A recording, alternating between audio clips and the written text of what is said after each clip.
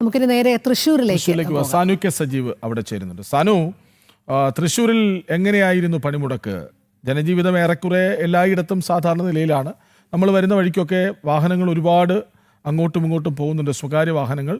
ഇപ്പോൾ ഈ ബസ് സാധാരണക്കാരാണ് ഏറ്റവും കുടുങ്ങുന്നത്. അപ്പോൾ കാറുകളിലുള്ളവർക്കൊക്കെ വന്നു പോകാനുള്ള സൗകര്യം ഉണ്ടെന്ന് പറയാം, അല്ലെങ്കിൽ തടഞ്ഞാൽ നമുക്ക് എന്തെങ്കിലും പരിഹാരം ഉണ്ടാകും. പക്ഷെ ബസ്സിലൊക്കെ യാത്ര ചെയ്യേണ്ടവർ, ആശുപത്രിയിൽ പോകേണ്ടവരൊക്കെ ദുരിതത്തിലാണല്ലോ.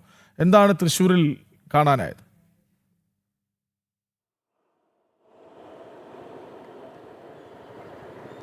കൃഷ്ണരാജ്, രോഹിണി, എന്തായാലും തൃശ്ശൂരിൽ ഈ ഭാരത് ബന്ദിലെ സമ്മിശ്ര പ്രതികരണം എന്ന് വേണം പറയാനായിട്ട്. നഗരമേഖലയിലൊന്നും ഈ ഇന്നത്തെ സമരം ആരെയും ബാധിച്ചിട്ടില്ല എന്നുള്ളതാണ്.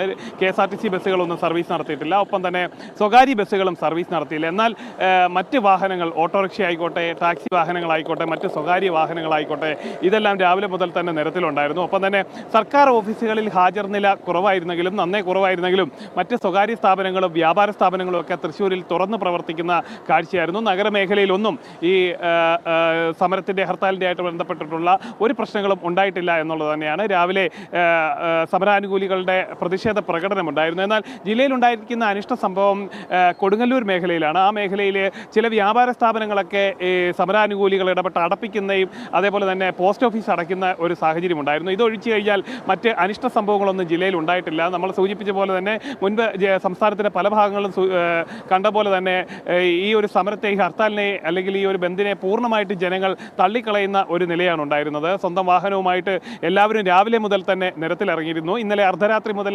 ആരംഭിച്ചതാണ് പ്രതിഷേധമെങ്കിലും ആരും ഇതൊന്നും മുഖവിലക്കെടുത്തിട്ടില്ല എന്നുള്ളതാണ് നമുക്ക് കാണാൻ സാധിച്ചിട്ടുള്ളത്. അതേപോലെ തന്നെ അപ്പോളോയിലടക്കം 75% ഹാജർ നില ഉണ്ട് എന്ന് BMS തന്നെ വ്യക്തമാക്കിയതാണ്. അതേപോലെ തന്നെ KSRTC ബസ്സും സ്വകാര്യ ബസ്സുകൾ മാത്രമാണ് സർവീസ് നടത്താതിരുന്നെങ്കിലും മറ്റ് സ്വകാര്യ വാഹനങ്ങളെല്ലാം സാധാരണ നിലയിൽ പോലെ തന്നെ നമുക്കിപ്പോൾ ദൃശ്യങ്ങളിൽ കാണുന്ന പോലെ തന്നെ രാവിലെ മുതൽ തന്നെ നിരത്തിൽ സജീവമായിരുന്നു. കൃഷ്ണരാജ്, ശരി. സാനു കെ സജീവാണ് ഒപ്പം ചേർന്ന. സാനുവിനോടും പറയുന്നു, പ്രേക്ഷകരുടെ, പൊതുജനങ്ങളുടെ പ്രതികരണം കിട്ടിയാൽ സന്തോഷം. അവർ എന്താണ് പറയുന്നതെന്ന് കേൾക്കാൻ ആകാംക്ഷയുണ്ട് മുഴുവൻ പേർക്കും.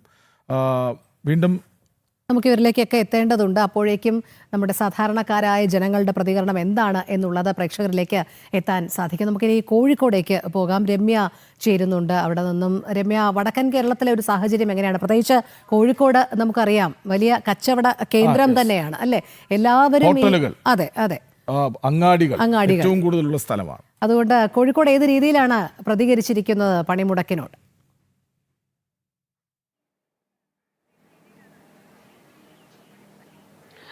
രോഹിണി, ഈ ഇന്നത്തെ പണിമുടക്ക്, അതായത് 24 മണിക്കൂർ തൊഴിലാളി സംഘടനകൾ ആഹ്വാനം ചെയ്ത ഈ ദേശീയ പണിമുടക്ക് കോഴിക്കോട് ഏറെക്കുറെ ഭാഗികം തന്നെയായിരുന്നു എന്നാണ് നമുക്ക് പറയേണ്ടി വരും. കാരണം ഇന്ന് രാവിലെ മുതൽ തന്നെ സ്വകാര്യ വാഹനങ്ങൾ ഉൾപ്പെടെ നിരത്തിലിറങ്ങിയിരുന്നു.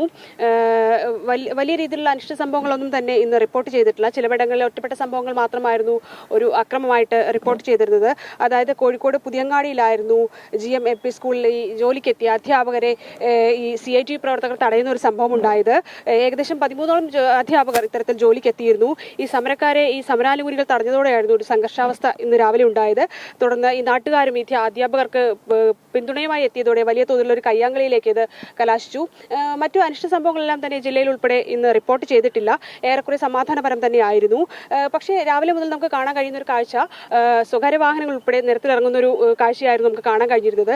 ഈ KSRTC ബസ്സുകളോ അല്ലെങ്കിൽ തന്നെ സ്വകാര്യ ബസ്സുകളോ ഒന്നും നിരത്തിലിറങ്ങിയില്ലെങ്കിലും സമാന്തരമായി തന്നെ സ്വകാര്യ വാഹനങ്ങൾ നിറയെ തന്നെ നിരത്തിലുണ്ടായിരുന്നു. ഇപ്പോൾ വൈകുന്നേരത്തോടു കൂടി ഓട്ടോകളെല്ലാം സർവീസ് നടത്തുന്നുണ്ട്. അത്തരത്തിലുള്ള കാഴ്ചകൾ തന്നെയാണ് നമുക്ക് ഇവിടെ കോഴിക്കോട് ജില്ലയിൽ ഉൾപ്പെടെ കാണാൻ കഴിയുന്നത്. ഇത് ഏറെക്കുറെ ജനജീവിതത്തെ വലിയ തോതിലൊന്നും ബാധിച്ചിട്ടില്ല കോഴിക്കോട് ജില്ലയിൽ നമുക്ക് പറയേണ്ടി വരും. കാരണം ഹോട്ടലുകൾ ഉൾപ്പെടെ ചില നഗരത്തിന്റെ ഭാഗങ്ങളിൽ തന്നെ ചില ഭാഗങ്ങളിൽ ഹോട്ടലുകൾ തുറന്നിട്ടുണ്ട്. അതുപോലെ തന്നെ മെഡിക്കൽ ഷോപ്പുകൾ, പെട്രോൾ പമ്പുകൾ എല്ലാം തുറന്നു പ്രവർത്തിക്കുന്ന സ്ഥിതി തന്നെയാണ് കോഴിക്കോട് നഗരത്തിൽ ഉൾപ്പെടെയുള്ളത്. ഇത് ജില്ലയുടെ മറ്റു ഭാഗങ്ങളിലേക്ക്, അതായത് ഉൾഗ്രാമങ്ങളിലേക്ക് ഉൾപ്പെടെ പോകുമ്പോഴും കടകൾ ഉൾപ്പെടെ തുറന്നു പ്രവർത്തിക്കുന്നുണ്ട്. അതുപോലെ തന്നെ മറ്റ് സ്ഥാപനങ്ങളും ചില അങ്ങിങ്ങായിട്ട് തുറന്ന് പ്രവർത്തിക്കുന്ന ഒരു സാഹചര്യം തന്നെയാണ് നിലവിൽ ഈ കോഴിക്കോട് ജില്ലയിലുമുള്ളത്. അതിനാൽ തന്നെ ഈ സമരം കോഴിക്കോട് ജില്ലയിൽ ഭാഗികം എന്ന് തന്നെയാണ് നമുക്ക് പറയാൻ കഴിയുന്നത്. കാരണം നേരത്തെ ഞാൻ സൂചിപ്പിച്ചതുപോലെ നിറയെ സ്വകാര്യ വാഹനങ്ങൾ നിരത്തിലിറങ്ങുന്ന ഒരു കാഴ്ച തന്നെയാണ് കോഴിക്കോട് നഗരത്തിലും അതുപോലെ തന്നെ ഗ്രാമപ്രദേശങ്ങളിലേക്കും എല്ലാം പോകുമ്പോൾ നമുക്ക് കാണാൻ സാധിക്കുന്നത്.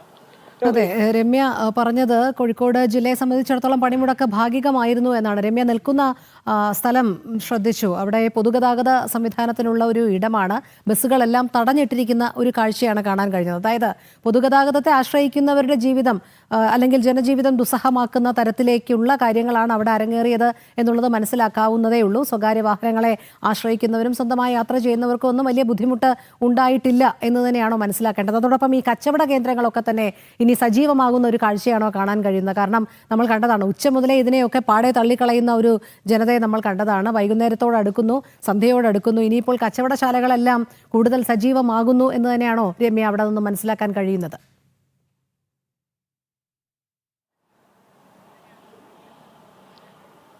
രോഹിണി, നേരത്തെ രോഹിണി സൂചിപ്പിച്ചതുപോലെ കോഴിക്കോടിനെ സംബന്ധിച്ച് കച്ചവട സ്ഥാപനങ്ങൾ, അതായത് ഹോട്ടലുകൾ പ്രധാനമായും ഉള്ള ഒരു മേഖലയാണ്. കോഴിക്കോടിനെ സംബന്ധിച്ച് പറയാനുള്ള ഭക്ഷണപ്രിയരാണ് കോഴിക്കോട്ടുകാർ എന്ന് നമുക്ക് പറയേണ്ടി വരും. കാരണം വൈകിട്ടോടുകൂടി ഹോട്ടലുകളിലേക്ക് ഉൾപ്പെടെ എത്തുന്ന വലിയ തോതിലുള്ള ഒരു കച്ചവടമാണ് ഈ വൈകുന്നേരം ഹോട്ടൽ ഉൾപ്പെടെ നടക്കുന്നത്. അതിനാൽ തന്നെ ഈ വൈകുന്നേരത്തോടു കൂടി തന്നെ ഈ കോഴിക്കോടിന്റെ നഗരപ്രദേശങ്ങളിൽ ഉൾപ്പെടെ ഹോട്ടലുകൾ തുറക്കുന്ന ഒരു സാഹചര്യമുണ്ട്. കാരണം വിവിധ കടകൾ ഇന്നും തുറന്ന് പ്രവർത്തിച്ചിട്ടുണ്ട്. ഏറെക്കുറെ ഞാൻ നേരത്തെ സൂചിപ്പിച്ചു ഭാഗികമാണ്. കാരണം ഏതാനും ചില കടകൾ, പെട്രോൾ പമ്പുകൾ തുറന്നിട്ടുണ്ട്. അതുപോലെ തന്നെ കടകൾ, ചായക്കടകൾ തന്നെ, കോഫി ഷോപ്പുകൾ ഉൾപ്പെടെ ഇന്ന് രാവിലെ മുതൽ തന്നെ തുറന്നു പ്രവർത്തിക്കുന്ന ഒരു സാഹചര്യം തന്നെയാണ് കോഴിക്കോട് ജില്ലയിൽ ഇന്ന് രാവിലെ മുതൽ കാണാൻ കഴിയുന്നത്. അതുപോലെ തന്നെയാണ് ഈ വൈകുന്നേരത്തോടു കൂടി കൂടുതൽ ഓട്ടോകൾ സജീവമാകുന്നുണ്ട്. കാരണം നിരത്തുകൾ ഉൾപ്പെടെ ഓട്ടോകൾ സജീവമാകുന്ന ഒരു കാഴ്ച കൂടി നമുക്ക് ഇവിടെ കാണാൻ കഴിയുന്നുണ്ട്. കാരണം ഇപ്പം ഞാൻ നിൽക്കുന്നത് പുതിയ സ്റ്റാൻഡ് പരിസരത്താണ്. ഇവിടേക്ക് ആളുകളെല്ലാം എത്തിച്ചേരുന്നുണ്ട്. കാരണം ഈ ഓട്ടോ സർവീസിനെല്ലാം നോക്കിക്കൊണ്ടാണ് ആളുകൾ അതിലെല്ലാം അത്തരത്തിൽ സമാന്തരമായി. കാരണം നേരത്തെ ഞാൻ സൂചിപ്പിച്ചത് KSRTC ബസ്സുകളോ പ്രൈവറ്റ് ബസ്സുകളോ ഒന്നും ഈ നിരത്തിൽ ഇറങ്ങിയിട്ടില്ല എന്നതിൽ കൂടി ഈ ഓട്ടോകളെല്ലാം സമാന്തരമായി തന്നെ ആളുകൾ ആശ്രയിക്കുന്നുണ്ട്. അത്തരം സംവിധാനത്തിലൂടെയാണ് യാത്രകളെല്ലാം ചെയ്യുന്നത്. നിരവധി പേർ ഈ പരിസര പ്രദേശങ്ങളിൽ ഉൾപ്പെടെ എത്തുന്നുണ്ട്. അതെ, ശരി രമ്യ, എന്തായാലും നമുക്ക് ആ കാഴ്ചകളിലേക്ക് കൂടി എത്താം. ഇനിയും രമ്യയിലേക്ക് എത്താം. അപ്പോഴേക്കും ധാരാളം ജനങ്ങളും അതോടൊപ്പം കച്ചവട സ്ഥാപനങ്ങളും ഒക്കെ കേന്ദ്രീകരിച്ച് തന്നെ നമുക്ക് വാർത്തകൾ, റിപ്പോർട്ടുകൾ പ്രേക്ഷകരിലേക്ക് എത്തിക്കാൻ സാധിക്കും എന്ന് തന്നെയാണ് കരുതുന്നത്. നമുക്ക് തമിഴ്നാട്ടിലെ വിവരങ്ങളുമായി അരുണാലത്തുറപ്പുന്നുണ്ട്. അരുൺ, ആദ്യം ഇന്ന് കോയമ്പത്തൂരിലാണെന്ന് തോന്നുന്നു, അവിടുത്തെ പ്രതികരണം നമ്മൾ കേട്ടതാണ്. എന്ത് ബന്ധം, എന്ത് ഹർത്താൽ, എന്ത് പണിമുടക്ക് എന്നാണ് അവർ ചോദിക്കുന്നത്. മാത്രമല്ല, ഇവിടെ നിങ്ങൾ കാണുന്നില്ലേ വാഹനങ്ങൾ നിരത്തിൽ ഇങ്ങനെ സജീവമായി നിൽക്കുന്നത്? ഇവിടെ എല്ലാ കടകളും തുറന്നിട്ടുണ്ട്. നിങ്ങൾ പിന്നെ എന്ത് ബന്ധം എന്നാണ് പറയുന്നത്? അതൊക്കെ വേസ്റ്റ് എന്നോ അങ്ങനെ ഒരു വാക്കും കൂടെ പറയുന്നത് കേട്ടായിരുന്നു. എന്താണ് തമിഴ്നാട് എങ്ങനെയാണ് ഈ ഹർത്താലിന്, ഈ പണിമുടക്കിനോട് പ്രതികരിച്ചത്? കൃഷ്ണരാജ്, പ്രധാനമായിട്ടും ഈ തമിഴ്നാട്ടിൽ നമുക്ക് കേരളത്തിലെ കാഴ്ചകളിൽ നിന്ന് വ്യത്യസ്തമായിരുന്നു ഇന്നത്തെ നമ്മളവിടെ നടന്നപ്പോൾ ആ തമിഴ്നാട്ടിലെ എല്ലാ ഭാഗങ്ങളിലും കാണാൻ കഴിഞ്ഞ കാഴ്ചകൾ എന്നുള്ളതാണ്. പ്രത്യേകിച്ച് ഈ കോയമ്പത്തൂർ നഗരത്തിലൊക്കെ വലിയ തിരക്കായിരുന്നു, ഗതാഗത കുരുക്കായിരുന്നു അനുഭവപ്പെട്ടത് എന്നുള്ളതാണ്. കേരളത്തിൽ ഇവിടെ വാഹനങ്ങൾ തടയുന്നു, ഡ്രൈവർമാരെ കയ്യേറ്റം ചെയ്യുന്നു, അസഭ്യം പറയുന്നു, കടകൾ നിർബന്ധിച്ച് പൂട്ടിക്കുന്നു, ഇത്തരത്തിലുള്ള കാഴ്ചകളൊക്കെയാണ് കേരളത്തിൻ്റെ മുക്കിലും മൂലയിൽ നിന്ന് നമുക്ക് കാണാനായതെങ്കിൽ അവിടെ അത്തരത്തിലല്ല.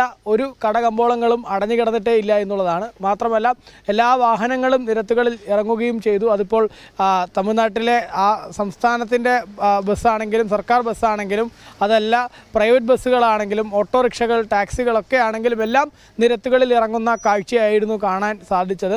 നേരത്തെ സൂചിപ്പിച്ചതുപോലെ നമ്മൾ ഒരുപാട് അവിടുത്തെ തമിഴ് മക്കളുടെ പ്രതികരണം തേടി. ആ പ്രതികരണത്തിലൊക്കെ ഓരോരുത്തരും പറഞ്ഞത് ഇത് അനാവശ്യമായിട്ടുള്ള കാര്യമാണ്, തങ്ങൾ ഇത്തരം കാര്യങ്ങളെ ഒന്നും പ്രോത്സാഹിപ്പിക്കാറില്ല. മാത്രമല്ല, ഈ പണിമുടക്ക് എന്ന പേരിൽ എല്ലാം സ്തംഭിപ്പിക്കുക എന്നുള്ളത് അതൊരു കാലഹരണപ്പെട്ട സമര രീതിയാണ് എന്നുൾപ്പെടെയാണ് അവർ പറയുന്നത്. ഇങ്ങനെ കടകമ്പോളങ്ങൾ തുറക്കാതിരിക്കുകയോ വാഹനങ്ങൾ നിരത്തിൽ ഇറങ്ങാതിരിക്കുകയോ ഒക്കെ ചെയ്തു കഴിഞ്ഞാൽ അവനവനാണ് പോകുന്നത്, തങ്ങൾക്ക് തന്നെ അത് ഒരു ദിവസത്തെ കൂലി നഷ്ടപ്പെടുന്ന സ്ഥിതിയാണ്. അതുകൊണ്ട് ഞങ്ങൾ തമിഴ് മക്കൾ ഇതിനെ അനുകൂലിക്കാറില്ല എന്നുള്ളതാണ്. തമിഴ്നാട്ടിൽ ഒരിടത്തും ഇത്തരത്തിൽ ഈ ഒരു പണിമുടക്കിനെ അനുകൂലിച്ചുകൊണ്ട് ജനങ്ങൾ വീട്ടിലിരിക്കുന്ന സ്ഥിതി, കടകൾ തുറക്കാത്തതോ അല്ലെങ്കിൽ വാഹനങ്ങൾ നിരത്തിൽ ഇറങ്ങാത്ത സ്ഥിതിയേ ഇല്ല എന്നുള്ളത് തന്നെയാണ് അവിടുത്തെ ജനങ്ങൾ പ്രതികരിച്ചത്. ഏതായാലും ആ നഗരത്തിൽ കണ്ട കാഴ്ചയും വ്യത്യസ്തമല്ല എന്നുള്ളതാണ്. പ്രത്യേകിച്ച് ഞാൻ പോയ തമിഴ്നാട്ടിൻ്റെ പ്രദേശം എന്നുള്ളത് കോയമ്പത്തൂരാണ്. കോയമ്പത്തൂർ നമുക്കറിയാം CPM-ന് തമിഴ്നാട്ടിൽ അല്പമെങ്കിലും ഒരു സ്വാധീനമുള്ളത് കോയമ്പത്തൂരിലാണ്. അവിടെ നിന്ന് MP ഉൾപ്പെടെ അവർക്ക് ഉണ്ടായിരുന്നു. മാത്രമല്ല DMK-യും കോൺഗ്രസും CPM-ഉം ഒക്കെ ചേർന്നാണ് അവിടെ ഭരണം നടത്തുന്നത്. തമിഴ്നാട് സംസ്ഥാനം തന്നെ ഭരണം നടത്തുന്നത്. കേരളത്തിൽ പിണറായി വിജയൻ്റെ കേരളത്തിൽ ഇത്തരത്തിൽ ഈ ഒരു പണിമുടക്ക് എന്ന പേരിൽ നാടിനെ മുഴുവൻ സ്തംഭിപ്പിച്ചിരിക്കുന്ന സ്ഥിതിയാണെങ്കിൽ അവിടെ സ്റ്റാലിൻ്റെ തമിഴ്നാട് അതിന് വഴങ്ങുന്നില്ല, അല്ലെങ്കിൽ ഇത്തരത്തിലുള്ള സമരങ്ങൾ അനാവശ്യ സമരമാണെന്ന് ഭരണപക്ഷത്തുള്ള DMK-ക്ക് തന്നെ ബോധ്യമുണ്ട് എന്നുള്ളതാണ് നമുക്ക് അവിടുത്തെ കാഴ്ചകളിൽ നിന്ന് മനസ്സിലാക്കാൻ കഴിഞ്ഞത് എന്നുള്ളതാണ്. മാത്രമല്ല ഈ കോൺഗ്രസും CPM ഒക്കെ ഒരുമിച്ചാണ് ഭരിക്കുന്നതെങ്കിൽ പോലും അവരും അവിടെ ഇത്തരത്തിൽ ഈ ആളുകളെ കയ്യേറ്റം ചെയ്ത് ഈ വാഹനങ്ങൾ നിരത്തിലിറക്കാതിരിക്കുന്നതും അത്തരത്തിലുള്ള സമരാഭാസങ്ങൾ അവിടെ കാണാൻ കഴിഞ്ഞില്ല എന്നുള്ളത് തന്നെയാണ്. മാത്രമല്ല ജനങ്ങളും അത്തരത്തിൽ ഏതെങ്കിലും തരത്തിൽ അവിടെ വാഹനങ്ങളെ തടയുകയോ കടകളെ നിർബന്ധിച്ച് അടപ്പിക്കുകയോ ഒക്കെ ചെയ്താൽ അതിനെതിരെ പൊതുജനങ്ങൾ പ്രതികരിക്കുമെന്നുള്ളൊരു സ്ഥിതി കൂടിയുണ്ട്. അതുകൊണ്ട് കൂടെ ആയിരിക്കണം ഈ CPM ഒക്കെ ഇവിടെ, അല്ലെങ്കിൽ ഇന്നിപ്പോൾ INTUC-കാർ ഉൾപ്പെടെ ഈ കേരളത്തിൽ നടത്തിയ സമരാഭാസങ്ങളൊന്നും അവിടെ നടത്താതിരുന്നത്. അവിടുത്തെ ജനങ്ങൾ അതിനെതിരെ ശക്തമായി പ്രതികരിക്കും, അത് അവർക്ക് തന്നെ അവിടെ ദോഷം ചെയ്യുമെന്നുള്ള ബോധ്യം അവർക്കുള്ളത് കൊണ്ടായിരിക്കുമെന്നാണ് മനസ്സിലാക്കാൻ സാധിക്കുന്നത്. ഏതായാലും തമിഴ്നാട് പൂർണ്ണമായിട്ടും ഈ ഒരു ദേശീയ പണിമുടക്കിനോട് മുഖം തിരിഞ്ഞ് നിൽക്കുകയായിരുന്നു. യഥാർത്ഥത്തിൽ നമുക്ക് രാജ്യത്ത് തന്നെ എല്ലാ സംസ്ഥാനങ്ങളും എടുത്ത് പരിശോധിച്ച് നോക്കുമ്പോൾ ദേശീയ പണിമുടക്ക് എന്ന് പറയാൻ പറ്റില്ല, കേരള പണിമുടക്കിനോട് പൂർണ്ണമായും മുഖം തിരിച്ച് നിൽക്കുന്ന സ്ഥിതിയായിരുന്നു തമിഴ്നാട്ടിൽ നിന്ന്. അതെ, ശരി. എന്തായാലും ഈ BJP-ക്കെതിരെയുള്ള സമരത്തിനൊക്കെ സ്റ്റാലിനെ കൂട്ടുപിടിക്കുന്ന ഒരു പ്രവണതയുണ്ട്.